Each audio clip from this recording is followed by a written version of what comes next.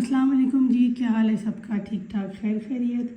आज की हमारी जो वीडियो है ये स्पेशली उन बहनों के लिए है, उन बच्चियों के लिए है जो कि अपने इरेगुलर पीरियड्स की वजह से परेशान है या जो कंसीव करना चाह रही हैं लेकिन किसी भी वजह से वो कंसीव नहीं कर पा रही। तो ये वीडियो स्पेशली उनके लिए, आपने एंड तक इसको देखना है, इससे आपको काफ़ी हेल्प मिलेगी।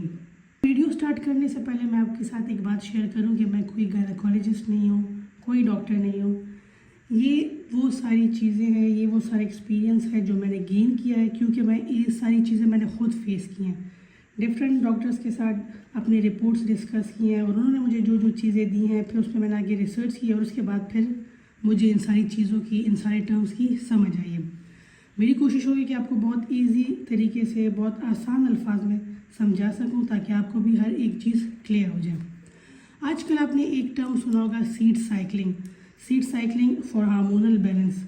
सीड साइकिलिंग आजकल इतना ट्रेंड में है कि इवन जो बड़े स्टोर्स हैं उसमें सीड साइकिलिंग किट के नाम से प्रोडक्ट्स भी सेल हो रही हैं। सीड साइकिलिंग को डिस्कस करने से पहले मैं आपको थोड़ी सी कुछ चीज़ें एक्सप्लेन कर दूँगी। जब वो चीज़ें आपको समझ में आ जाएंगी तो ईज़िली आपको ये सारा प्रोसेस समझ में आ जाएगा। Menstrual cycle phases. Menstrual cycle basically कहते हैं आपके पीरियड्स के डे 1 से लेके नेक्स्ट मंथ जो आपके पीरियड्स होंगे उनके डे 1 के दरमियान में जितना टाइम पीरियड होता है उसको मेंस्ट्रुअल साइकिल बोलते हैं। मतलब इस मंथ में आपके पीरियड्स का जो डे 1 है उससे लेके जो कमिंग मंथ है उसमें जो आपके पीरियड्स होंगे उसके डे 1 तक जितना टाइम पीरियड है उसको मेंस्ट्रुअल साइकिल बोलते हैं। एक हेल्दी मेंस्ट्रुअल साइकिल जो होता है वो 28 डेज़ का होता है या 30 डेज़ का होता है। मैं आपको एक नॉर्मल मेंस्ट्रुअल साइकिल जो होता है उसको एक्सप्लेन करूँगी, आप फिर उसको जिस तरह आपका साइकिल है उसके अकॉर्डिंगली आप उसको एडजस्ट कर लें। मेंस्ट्रुअल साइकिल के बेसिकली 3 फेजेस होते हैं, फॉलिक्यूलर फेज, ओव्यूलेशन और ल्यूटियल फेज। फॉलिक्यूलर फेज जो होता है वो बेसिकली स्टार्ट होता है डे 1, जो आपके पीरियड्स का डे 1 है, उससे लेके आपके 14th डे तक। ये एक नॉर्मल 28 डेज़ के साइकिल का है। 28 डे के हाफ जो होता है वो 14 होता है, इसलिए जो फॉलिक्यूलर फेज़ है वो डे 1 से लेके 14 मतलब हाफ तक, मिड ऑफ द मंथ, वो आपका फॉलिक्यूलर फेज़ होता है। 14th डे जो होता है आपका 28 डेज़ जो साइकिल होता है उसका 14th डे। अगर किसी का 30 डेज़ का साइकिल है तो उनका 15th डे बनेगा। उस डे को ओव्यूलेशन होती है और उस डे से लेके फिर 28 डे तक, मतलब आपके नेक्स्ट पीरियड्स का जो फर्स्ट डे है उस टाइम पीरियड को ल्यूटियल फेज बोलते हैं। ठीक है, 3 फेजेस होते हैं। फॉलिक्यूलर फेज जो आपका डे 1 पीरियड्स का फर्स्ट डे से लेके आपके 14th डे तक होता है, और फिर ल्यूटियल फेज जो कि आपके 14th डे से लेके आपके 28th डे तक होता है। दरमियान में एक फेज़ आता है जिसको बोलते हैं ओव्यूलेशन।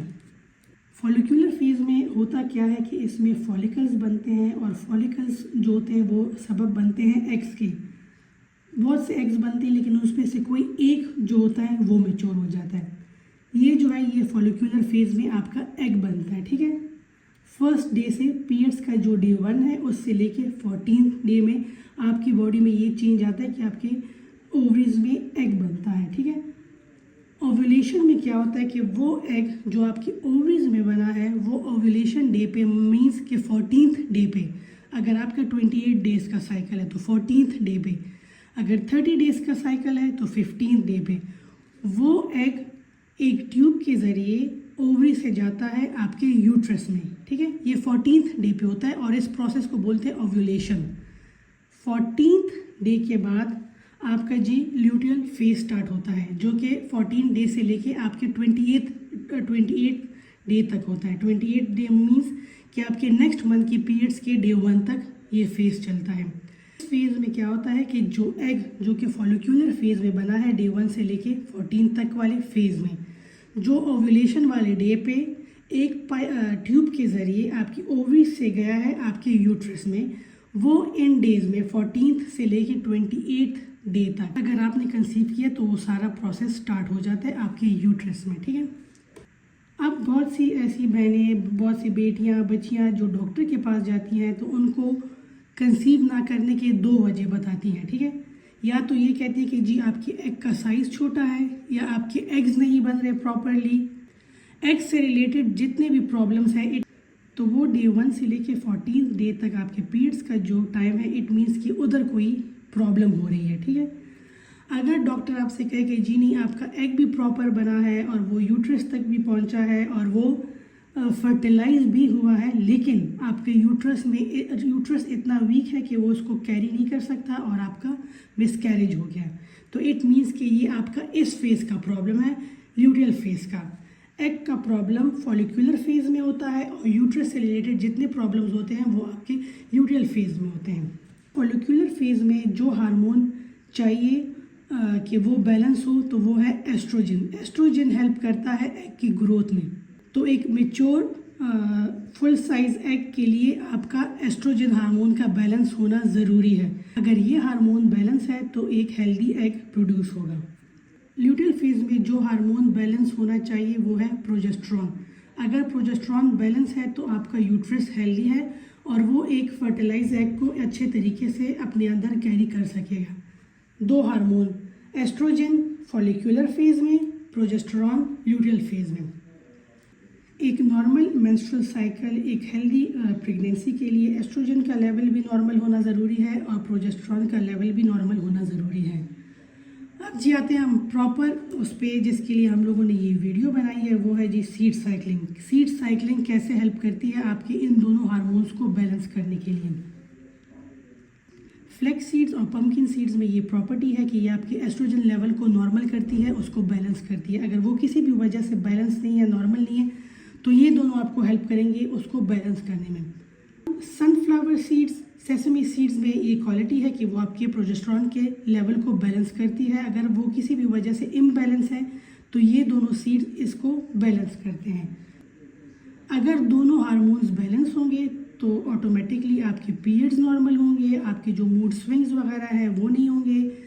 जो PMS यानी पोस्ट मेंस्ट्रुअल सिंड्रोम, जिसमें आपको होते हैं एक्ने होता है फेस पे, मूड स्विंग्स होते हैं, एपेटाइट किसी का बहुत ज़्यादा हो जाता है, हर वक्त भूख लगती है, किसी का बिल्कुल कम हो जाता है, बॉडी क्रैम्प्स होते हैं, फटीग होता है, टेंशन, डिप्रेशन। अगर ये दोनों चीज़ें बैलेंस होंगी तो ऑटोमेटिकली आप वो सारी चीज़ें फेस नहीं करेंगे। चलिए जी अब आते हैं अपने टॉपिक सीड साइकिलिंग की तरफ। सीड साइकिलिंग में बेसिकली 4 तरह की सीड्स होते हैं: flax seeds, pumpkin seeds, sunflower seeds, sesame seeds. अब हार्मोन एस्ट्रोजन जो कि आपको फर्स्ट डे से लेके 14th डे तक चाहिए कि बैलेंस हो, उसके लिए आपने लेने फ्लैक्स सीड्स और पंपकिन सीड्स। हार्मोन प्रोजेस्टेरॉन जो कि आपके 14 डे से लेके 28 डे तक आपको बैलेंस रखना है, उसके लिए आपको चाहिए सनफ्लावर सीड्स और सेसमी सीड्स। अब इनके खाने का तरीका ये है कि आपने फ्लैक्स सीड्स और पंपकिन सीड्स को रोस्ट कर लेना है, इसका पाउडर बना लेना है। फिर डेली आपने जब आप अपना ब्रेकफास्ट करने लगे तो आप जो भी सीरियल ले लें उसके ऊपर 2 टेबल स्पून डाल लें, या फिर आप उसको एज इट इज़ ही नीम गर्म दूध के साथ ले लें, जिस तरह आपको पसंद हो। आपने 2 टेबल स्पून इसके पाउडर से लेने डे 1 से लेके डे 14 तक। 14 डे के बाद से लेके 28 डे तक आपने सनफ्लावर सीड्स लेने हैं और आपने सेसमी सीड्स लेने हैं। उन दोनों को रोस्ट करके इनका पाउडर बना लेना है। आपने इन 4 सीड्स को मिक्स नहीं करना। आपने ये नहीं करना कि फ्लैक्स सीड्स की जगह आपने सेसमी सीड्स ले ली और सनफ्लावर की जगह आपने पंपकिन सीड्स ले लिए। नहीं, फ्लैक्स सीड्स और पंपकिन सीड्स का कॉम्बिनेशन है, सनफ्लावर और सेसमी सीड्स का कॉम्बिनेशन है। मस्ट आपने पंपकिन सीड्स और फ्लैक्स सीड्स फर्स्ट डे 1 से लेके 14 डे तक लेने हैं, और जो sunflower seeds and sesame seeds हैं ये आपने 14th डे से लेके 28th डे तक लेने हैं। सीड साइकिलिंग को आपने 3 मंथ्स तक के लिए कंटिन्यू रखना है। उसके बाद फिर आपने जाके अपना अल्ट्रासाउंड करा लेना है और आपने देख लेना है कि आपको फ़र्क पड़ा है कि नहीं। वैसे इन सीड्स का कोई नुकसान नहीं, आप इसको लॉन्ग रन में भी ले सकते हैं।